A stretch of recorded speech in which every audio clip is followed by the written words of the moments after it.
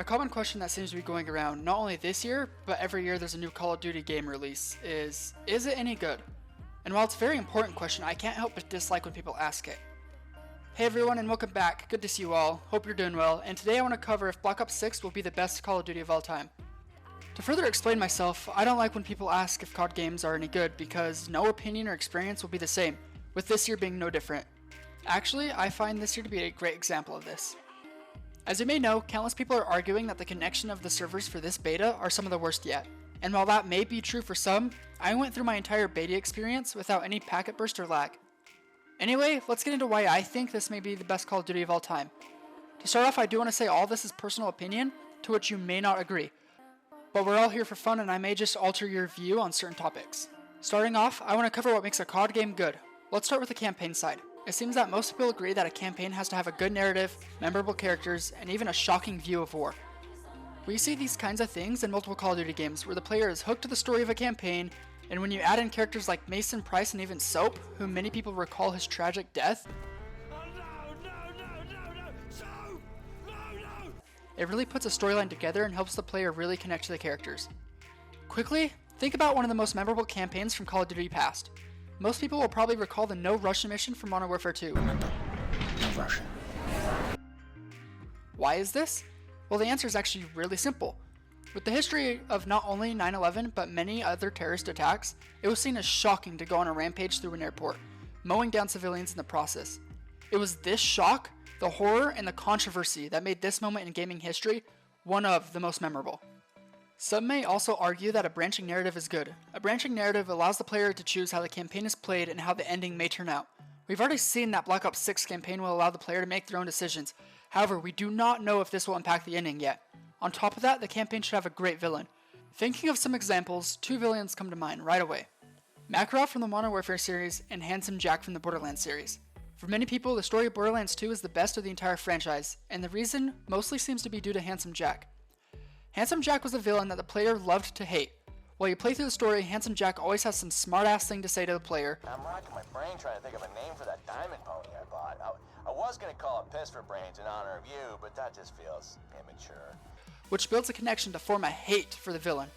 However, as you continue through the story and get closer to stopping Jack, he seems to joke and taunt less, but rather threatens not only you, but everyone you love. Consider this your final warning. No, consider this my final warning. Turn around and I promise I'll make it quick.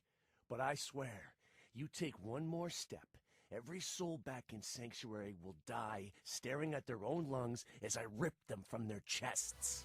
This makes Jack seem more alive as a character. Anyway, getting back on topic, I believe if Black Ops 6 can create a villain as good as Handsome Jack, it will be one of the most memorable villains ever. Next up would be the big selling point of any Call of Duty: multiplayer. Many different variables play a part in making a multiplayer experience, so let's get some of the easy ones out of the way. Everyone can agree that connection has to be amazing all the time. I would argue that I would rather play a game with no internet than a game while lagging the entire time. Unfortunately, BO6 has already made a bad impression with the server connection during the first week of the beta. But what confuses me is that while everyone was complaining about packet bursts, I was able to record and stream while having a perfect connection. Next up would be the class and perk system. And while not one system is necessarily perfect, I believe that as long as the system fits within the game, it's great. I'm happy to see that boots and vest have been set back to red, blue, and green perks. It brings me joy to see that we've gone back to more of a traditional perk system. Now, on to maps. In order for a multiplayer to be fun, the maps need to be fun. But what do I mean by this? Well, I think each map needs its own personality, something that makes you remember it. For example, if all the maps were a similar variation of a war-torn battlefield with nothing truly separating them, what would make you vote for one map over the other? Whereas if you have the choice between Nuketown and Wasteland, I think the majority would choose Nuketown. This is due to Nuketown being a fast-paced map with a unique style that anyone would recognize. Nuketown also isn't too big where it takes up to 30 seconds to find anyone, but it's not too small where you're constantly having someone watch you spawn. And yes, I'm looking right at you, shipment. The last thing I want to touch on in the multiplayer category is gunplay. Let's say everything else is amazing. Connection's good, maps good, classes and perks are great. But the actual feeling of the gunplay is terrible. Horrible input delay, maybe terrible aim assist for controllers, and overall funky gameplay. Nobody is going to enjoy a game that just feels like crap. Okay, real quick, make sure to go check out the channel partners at w.gg and use code Viper725 for 20% off. Lastly, I want to cover some additional topics. While it seems obvious, the game actually has to be fun. Well, what do I mean by this? The game has to be entertaining for the target audience. Call of Duty players are used to an arcadey, fast-paced shooter. The game has never been ultra-realistic, meaning that it's okay to not take itself too seriously. The game needs a sense of humor, or else it wouldn't be too far off games like Arma, Squad, and even America's Army's Proving Grounds. I guess what I'm meaning to get at is, so what if the game has stupid bundles and operators? Let people have fun with some stupid and gimmicky skins, because whether you like it or not, Call of Duty is not a super serious milsim, and that is what makes it fun. To add to that, everybody is going to need to learn how to chill out and have some fun. Dude, video games are about enjoying the time playing them, not stressing out and having a rage-filled time.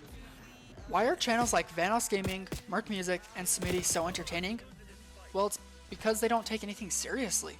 They joke around and have some funny moments, which helps me transition to the next topic and possibly the most important. I know the COD community is known for being toxic and disrespectful, and while all the old heads are saying, kids now these days will never survive in classic Call of Duty lobbies, that's not what I'm getting at. Yes, trash talking needs to stay, but what needs to go is people take everything overly serious. As a community, we need to come together to make lobbies and game chat funny. Because although trash talking should stay, at the end of the day, we should all be laughing and enjoying the game session we just had. Anyway, with that said, let me know which points you agree with and which ones you think are complete BS. Thank you all for stopping by, stay safe everyone, and I will see you all next time.